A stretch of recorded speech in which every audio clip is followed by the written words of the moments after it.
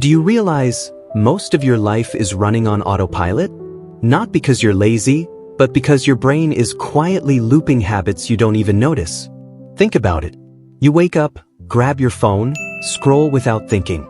You feel stressed, so you reach for snacks, not because you're hungry, but because your body remembers the loop. Cue. Routine. Reward. That's the cycle. And once it's wired, your brain doesn't ask for permission. It just fires. The habit loop has 3 parts: cue, routine, reward.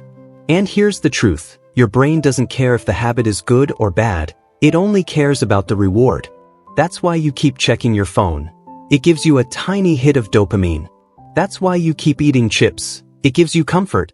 But here's the game changer. If you can identify the cue, you can change the routine. Same trigger, different action, new reward. That's how people break addictions, build discipline, and transform their lives. So remember, habits aren't chains holding you down. They're loops. Invisible cycles. And the moment you see the loop, you hold the key to break it or build it stronger. Here's the truth. You can't change a habit you can't see.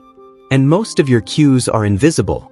You say you'll stop procrastinating, but the moment you sit at your desk, your hand drifts to your phone.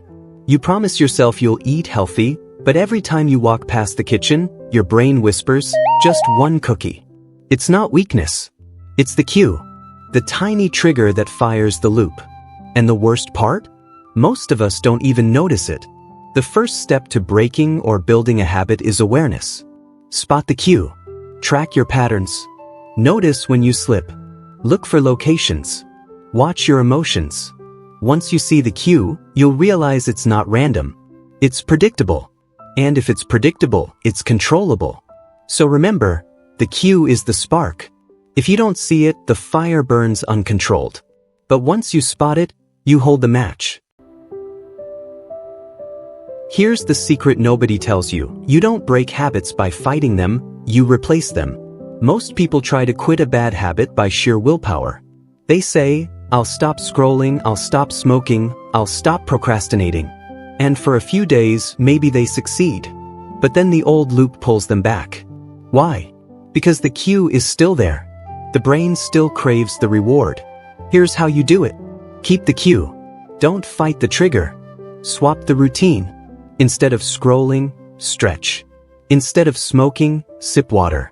Instead of procrastinating, write one line. Protect the reward. Your brain still wants the payoff. Give it something equal or better. Calm, energy, progress. So remember, habits don't vanish. They evolve. And the moment you swap the routine, you stop being a prisoner of the old loop and start becoming the architect of a new one.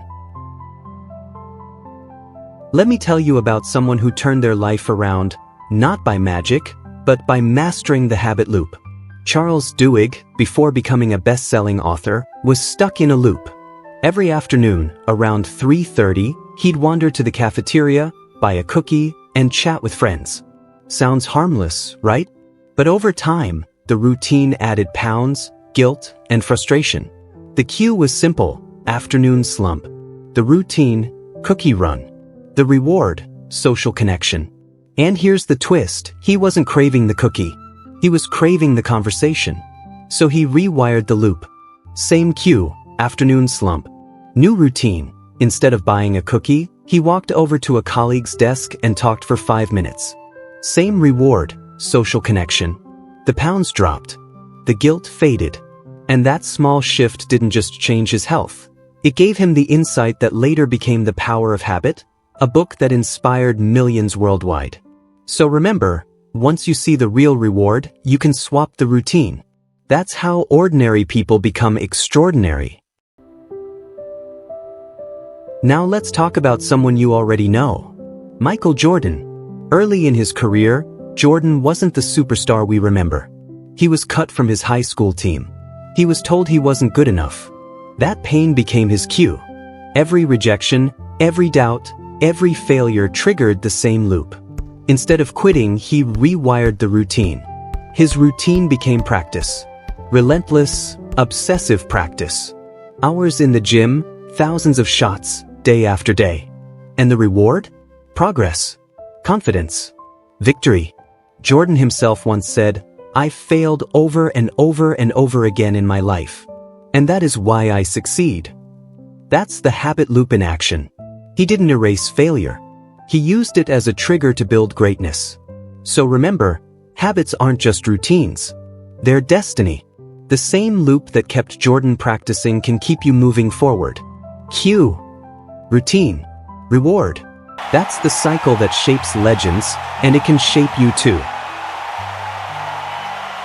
You've just seen how habits can make or break a life. If you want to rewire your brain, build discipline, and unlock your potential, this is your place. This is Mind Sketchbook, where psychology meets motivation and where your next breakthrough begins.